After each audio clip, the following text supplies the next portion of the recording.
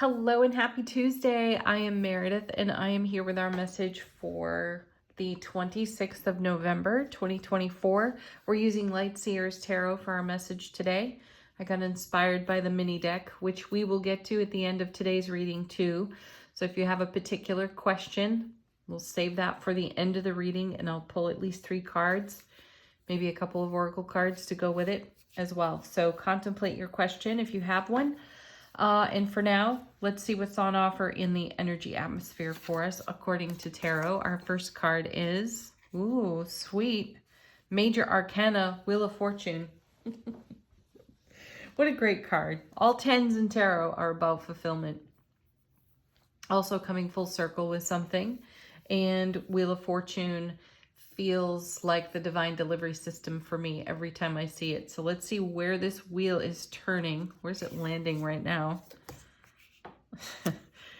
Well, with the Emperor, excellent. Now, you know, we started yesterday's reading with the Emperor and the Four of Swords, and I was saying that we had a contemplative Emperor, and today we have an action-oriented Emperor, which is excellent. We've been talking about taking action in the cards for several days now. You start to see themes arise, as you know, for weeks and months. We've had messages about listening to our intuition, following through on the divine guidance we receive. And as I was just mentioning, in recent days, we've seen a lot of action-oriented cards. So the Kings have been showing up. The Emperor showed up twice yesterday, which was powerful. And, you know, here we go again.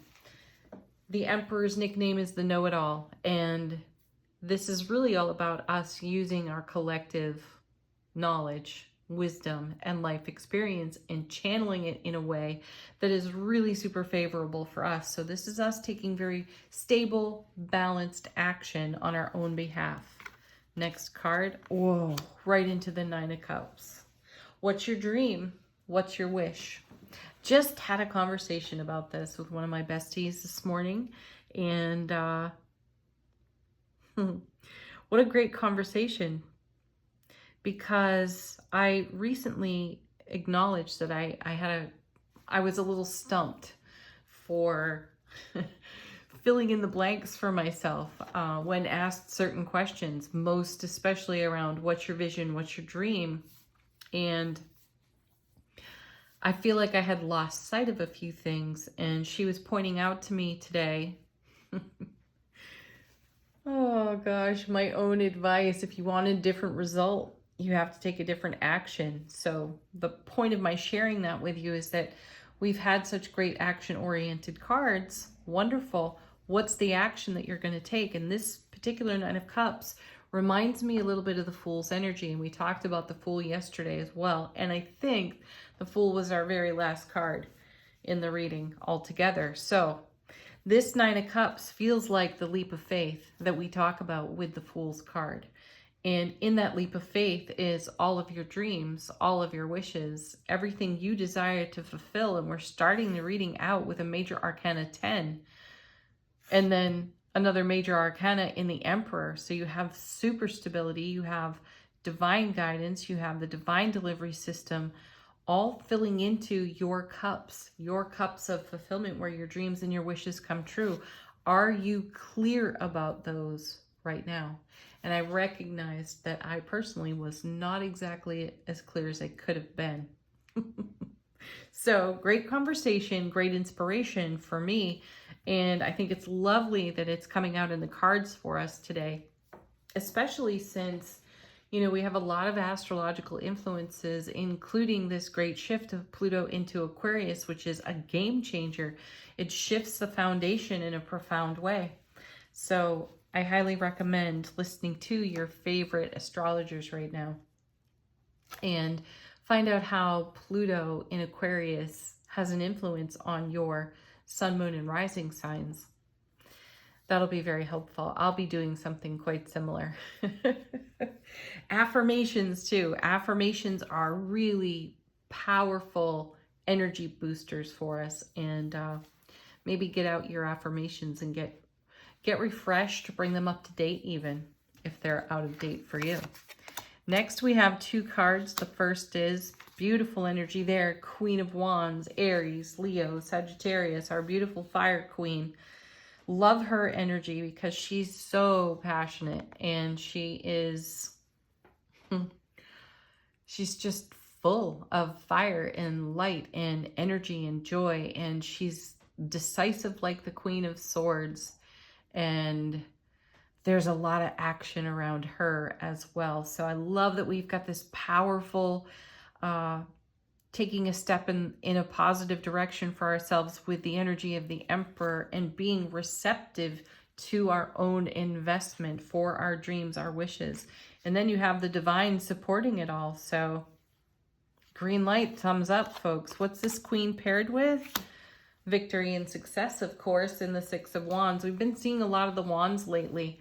So take a cue from that suit, because that suit brings momentum, motivation, ambition, inspiration, creativity, lighting and igniting our passionate fire, so we channel our energy into things that bring us the greatest fulfillment ever.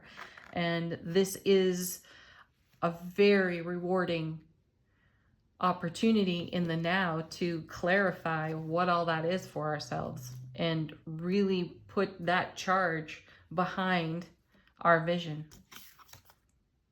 Wow, look at that. Hello, Scorpio, a death card. Transformation.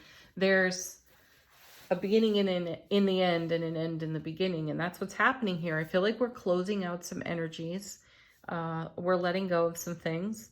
And the familiarity of the energies that we are letting go of are just a tiny bit tricky in and of themselves, because we've lived with them for so long, we're comfortable with it. And there are moments where we can't see the forest for the trees, which was my experience here in the conversation I referenced earlier in the reading. And give yourself an opportunity to have some clarity. Really define for yourself where you're channeling your energies, into what and why. And the way you channel your energies and invest your energies in your action steps, are you in alignment with your vision, your goal? And if not, you have the death card here bringing great transformation. So use what's here. Use the resource, the spiritual resource that's being offered to you to make shifts and changes.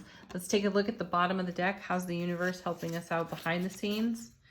No kidding. We're starting out with the Ace of Wands. Powerful. There's the energy of that whole suit that I was just talking about moments ago. The momentum, the motivation, inspiration, the enthusiasm, ambition, creativity. It's all dialed up really high for us. Aces are also cards that neutralize challenging energies. So this is where you're at. You have an opportunity. The divine is assisting you in the Wheel of Fortune with neutralizing some of your more challenging energies. So perhaps you can get a better perspective of them and see them without judgment or without ego engagement, and have the clarity to renew your vision and your dream, and focus on how you are deliberately going to channel your soulful presence into the now, and make even greater happiness for yourself on your foundation. Bottom of the deck, again, next card, we have the Three of Cups. Celebrate. Joy and happiness is the way to go. And there's a little bit of a negotiation that goes on, I sense, in the twos and the threes. We discover something in the twos that we need to make a decision about. And then in the threes, we are in collaboration in some way. And these are the ladies from Strength, Justice, and Temperance on this card. It's a powerhouse card in tarot. So being really present and exceptionally clear about your vision, your dream, your wish, and how intentional and or deliberate you're going to be about the fulfillment of that is super important, so that you maintain a frequency, a joy frequency, a happiness frequency, a love frequency for everything that you are cultivating in the now. Next card we have Justice. Great card of harmony. And I feel like we're setting our own inner scales to rights, into harmony here. it's been easy for us to identify to some degree.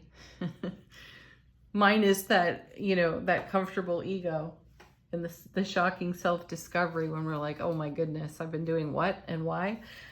However, in the Justice card, because of the Emperor, because of our experience and the Divine Delivery System in the Wheel of Fortune and transformation through the Death card, we have the knowledge, we have the resilience. We're at a point where we can recognize without great engagement whatever might be holding us back, and we can do something about it. And the Justice card feels like yet another option for us in terms of how we navigate our own inner challenges and self-relationships. And then look at this. We grow wings here with the Chariot card. Excellent card, child of the Emperor and the Empress. It's about dynamic movement forward, onward, and deeper into what brings us the greatest fulfillment and joy. And then another major arcana to follow up, there's the Hermit. Fantastic, because this is the light of enlightenment that comes from our soulful presence, our soulful awareness. And this is the direction that we're moving in. This is the light that we have shown into the darkness. And I don't mean darkness as a negative, anything that we just haven't been awake, aware, and alert to. We're shining a light in that space, and we're going after it in a way that brings greater harmony and fulfillment. We also have here the Page of Pentacles, investing in what grows. High Priestess, beautiful. There's Temperance as well. Gorgeous cards. Angel answers. Let's move on. What would your guides... Oh, hey, look at this. We used Morgan Greer recently. Was that yesterday? No.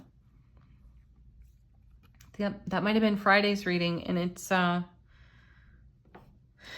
We've got Justice again.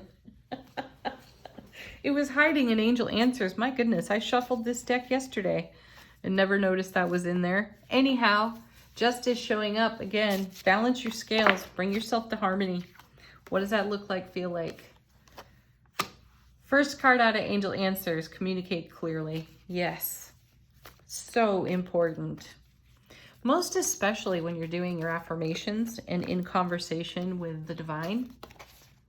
Communicate very clearly. You are the creator of your life experience. So you're going to want to make sure you're being very deliberate and intentional as you listen to your intuition.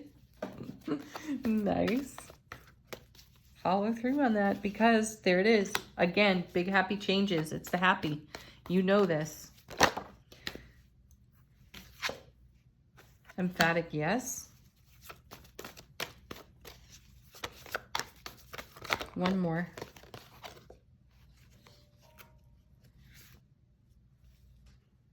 Opportunity. Lots of opportunity in front of us to dazzle ourselves with what we are capable of. You know, another thing that we've spoken on recently is we've all got something really unique to share. And what are you doing about that? What are you bringing to life on your foundation, right? And are you taking steps in that direction? How are you using the opportunity and resources before you to emphatically say yes to your happiness? Listen to your intuition. Communicate clearly. Be deliberate. All right. Oh, wait, we have one more card to go here. From... what's this deck called again? Oracle of the Seven Energies. How is our soulful presence informing our waking consciousness?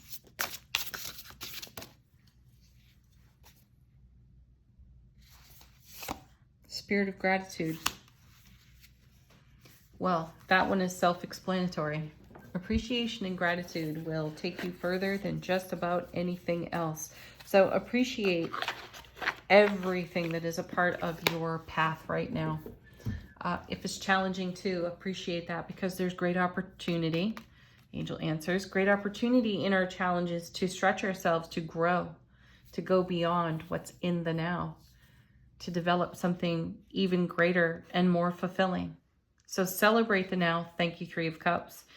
Continue to embrace your Nine of Cups here. Use all your wisdom, knowledge, and willingness to transform yourself so that you are an integral, I can't say the word right now, an integral part of the wheel that is delivering the divine to the foundation you stand upon, that you made for yourself. All right, Q&A if you're interested. If you've got a question, let these cards bring an answer to you. I will at least shuffle out 3 cards. I'm getting tongue-tied right now. All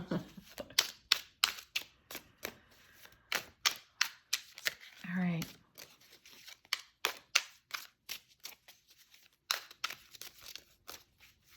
All right, our first card.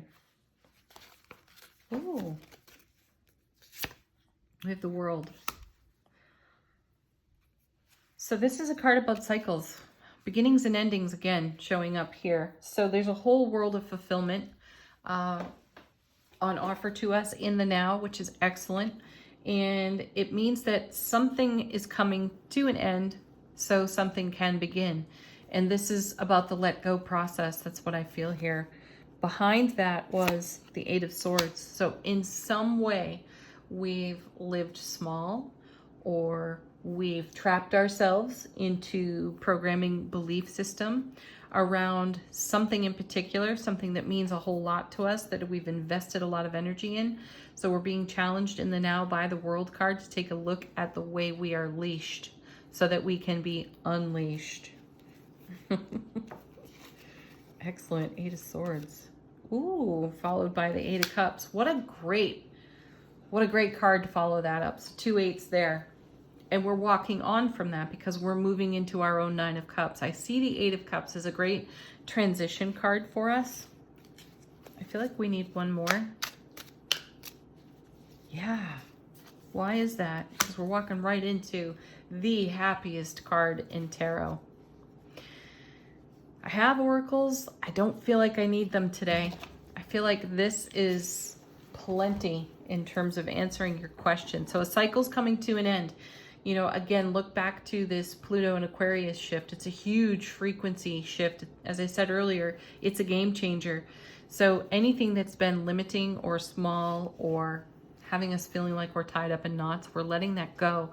And I know that for some of us, there's a little bit of panic in releasing what's comfortable, though the inspiration and the call to walk away from anything that is holding us back is big, it's real, because we have the happiest card in tarot standing there ready to embrace us, right? Taking us to our greatest happiness, big happy changes. Have the best Tuesday ever. Thank you for joining me as always. Peace, love, joy. Namaste.